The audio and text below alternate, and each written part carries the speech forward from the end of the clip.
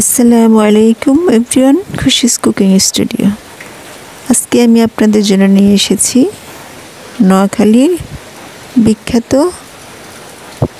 ডিমের পান্তুয়া পিঠা।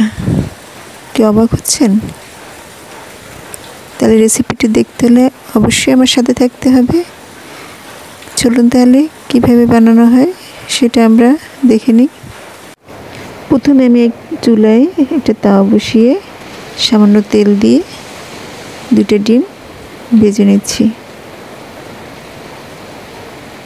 এটা হচ্ছে এই পিঠার মূল উপকরণ।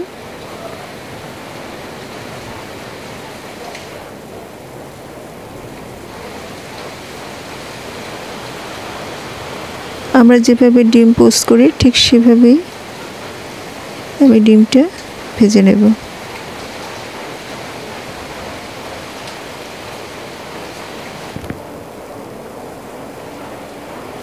দিয়ে দিলাম সামান্য লবণ। এখন আমি ডিমটাকে ভালো করে ভেজে নিচ্ছি। এখন আমি ডিমটাকে উল্টিয়ে দিচ্ছি। উল্টিয়ে দিয়ে কিছুক্ষণ ভাজার পর আরেক পাশ উল্টিয়ে ভেজে নিচ্ছি। ভাজা হয়ে গেলে আমি একটা বাটিতে উঠিয়ে নেব। এখন আমি একটা ব্যাটার তৈরি করব, এই জন্য আমি একটা পাত্র নিয়েছি। সেই পাত্রে প্রথমে দিয়ে দিলাম 1 কাপ চালের গুঁড়ি, তারপরে তার সাথে 1/2 কাপ ময়দা, দিয়ে দিলাম সামান্য লবণ।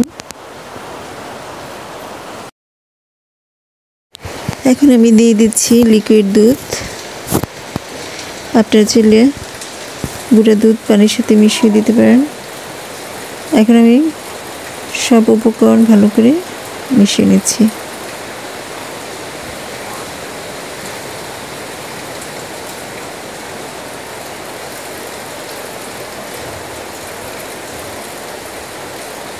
আমি লিকুইড দুধটা একটু কম হয়ে গেছে, আমি পরবর্তীতে আর একটু দুধ অ্যাড করলাম। এখন আমি ভালো করে মিশিয়ে একটা ব্যাটার তৈরি করে নিচ্ছি।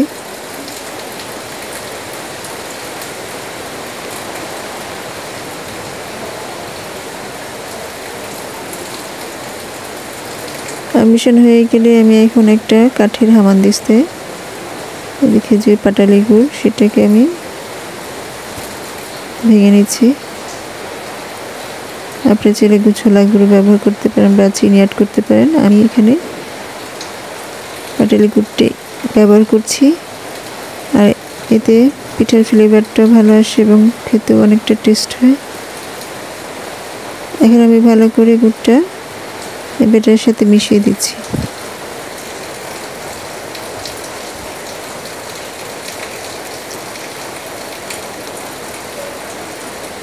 ঠিক আপনি যখন আঙুল দিয়ে দেখবেন যে আপনার হাতে ব্যাটারটা লেগে থাকে, তাহলে বুঝতে হবে যে আপনার ব্যাটারটা পিঠা বানানোর জন্য পারফেক্ট হয়েছে।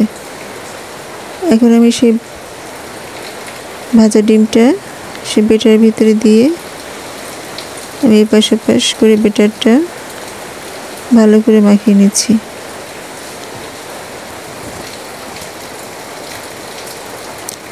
মাখানো হয়ে গেলে তেলটা গরম হয়ে গেলে পিঠাটা দিয়ে দিচ্ছি। পিঠাটা আমি এখন এপাশ ওপাশ করে ভেজে নিচ্ছি। আর ভাজা হয়ে গেলে আমি আবার সেই ব্যাটারের ভিতরে পিঠাটা দিয়ে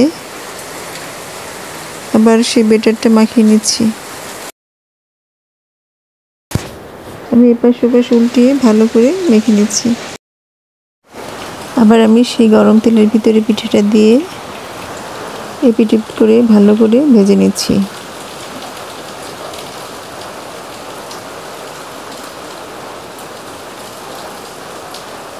আর ভাজা হয়ে গেলে আমি আবার পুনরায় সেই ব্যাটারের ভিতরে পিঠাটা দিয়ে আবার ভালো করে সেই ব্যাটারটা মাখিয়ে নিচ্ছি।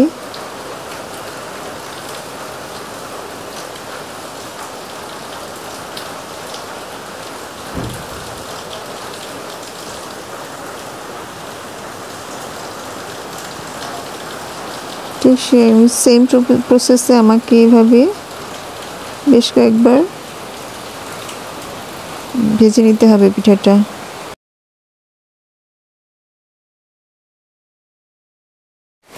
এই হলো আমার পিঠার ফাইনাল লুক। আমি সম্পূর্ণ পিঠাটা দিয়ে এই পিঠাটা তৈরি করেছি। দেখুন কতটা মোটা হয়েছে। এখন আমি পিঠাটাকে একটা প্লেটে উঠিয়ে নিচ্ছি। এখন আমি আপনাদের কেটে দেখাচ্ছি এটা দেখতে কতটা সুন্দর লাগছে, আর ভিতরটা দেখুন কত সুন্দর দেখাচ্ছে। এখন আমি সবগুলোকে পিস পিস করে কেটে নিয়েছি। খুবই অসাধারণ রেসিপি, দেখতে যেমন সুন্দর, খেতে খুবই টেস্টি। ভিডিওটি ভালো লাগলে অবশ্যই লাইক, কমেন্ট এন্ড শেয়ার করবেন। সবাই ভালো থাকুন, সুস্থ থাকুন। আজকে এই পর্যন্তই। আল্লাহ হাফেজ।